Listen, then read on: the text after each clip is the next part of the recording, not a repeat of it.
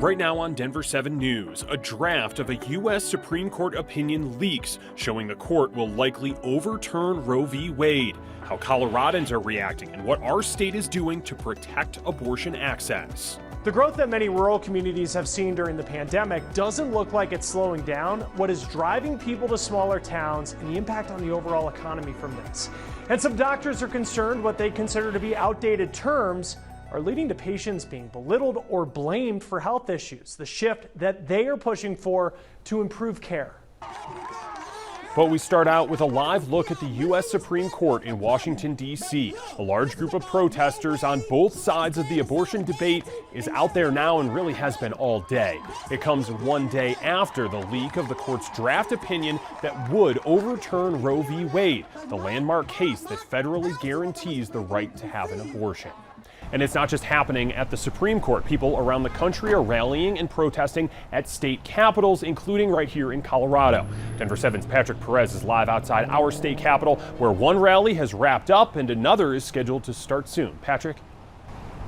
Yeah, Jason, this was just one of 3 scheduled rallies happening today at the Capitol. Like you mentioned, it started at noon and it wrapped up just a few hours ago. And despite this being a Tuesday, a lot of people showed up here to the West Side Steps. So here's some video from earlier today of this noon rally. The rally was quick to organize following the leak of the contents inside of that draft opinion last night.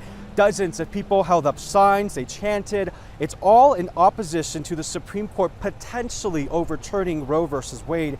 The impact of that would not be felt here in Colorado because of the recently passed Reproductive Health Equity Act, which protects Coloradans' access to abortion for now, but it is still concerning enough for this crowd and several state lawmakers who joined them. The only thing that unsafe and illegal abortion do is kill people. And I don't know if y'all are like me, but I'm pretty sick of white men without medical degrees telling me what to do with my reproductive organs. So definitely a lot of anger today at the Capitol. That second rally that I mentioned is scheduled to begin in just under an hour at 5 o'clock. A third rally is scheduled for right after at 6:30. We'll keep you posted. For now, live outside the state Capitol, I'm Patrick Perez, Denver 7. Supreme Court Chief Justice Roberts has directed an investigation into the source of the leak.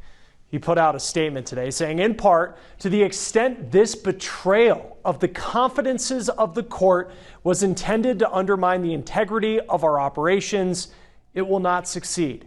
He says the court's permanent employees and law clerks are intensely loyal to the institution. But Bo Evans gives us perspective that this is not the first time that information has leaked from the Supreme Court. In a town where nothing is secret, one building has seemed to keep its secrets for the better part of 200 years. This leak is thus remarkable because it's a breach of that idea that they do all this behind closed doors. This is Joshua Wilson, the chairman of the Political Science Department at the University of Denver. And by now, you've probably heard about the leak he's talking about. Politico published a draft Supreme Court majority opinion that would overturn Roe v. Wade, ending federal protection of abortion. The case that the court is specifically hearing is Dobbs versus Jackson Women's Health Clinic, which is a case disputing a Mississippi law that essentially bans abortion at 15 weeks. While the leak of the draft majority opinion written by Justice Samuel Alito might be shocking, this is not the first time information is leaked from the Supreme Court. University of Georgia media law professor Jonathan Peters tweeted about several instances where the court's business was leaked, going back to an 1852 case about a bridge. Peters and many others have brought up the original Roe v. Wade decision was leaked to Time magazine. It's unclear what punishments could be available to Chief Justice John Roberts if the source of the new leak is discovered. I'm Bo Evans reporting.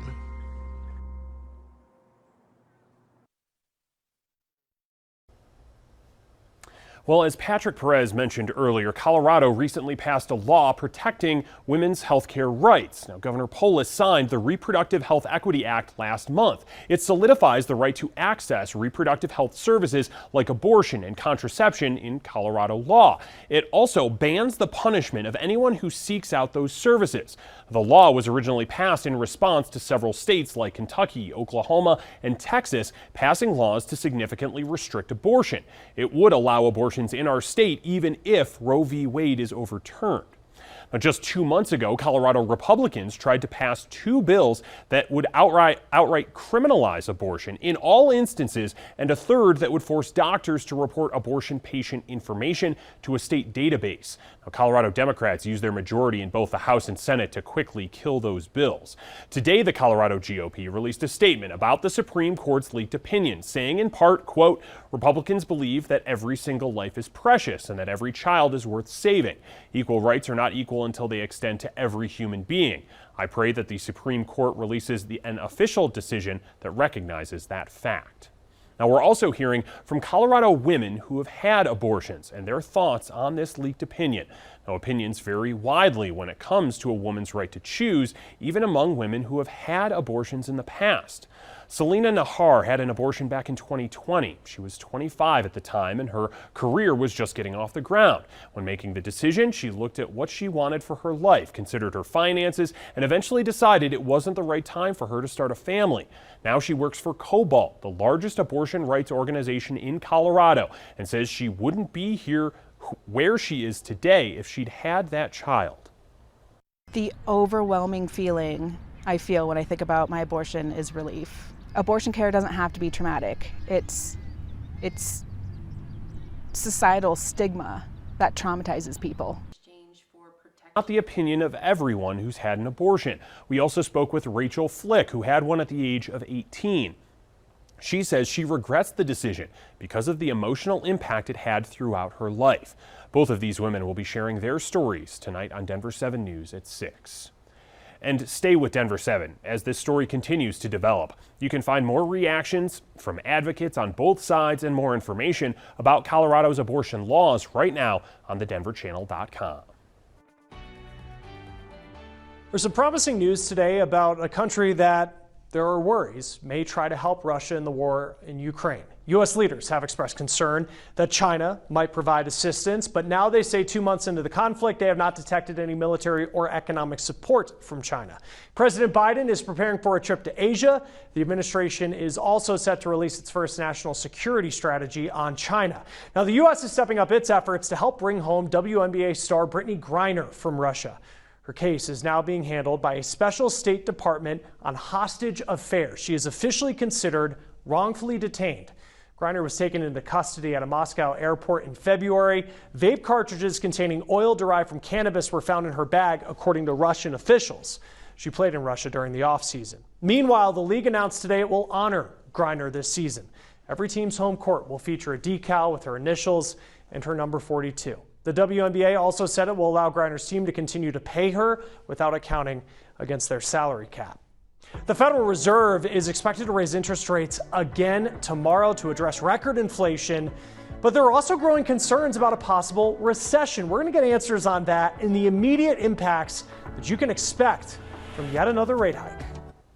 And a Colorado man wanted for the death of his mother has been caught. How police were able to track him down thousands of miles away.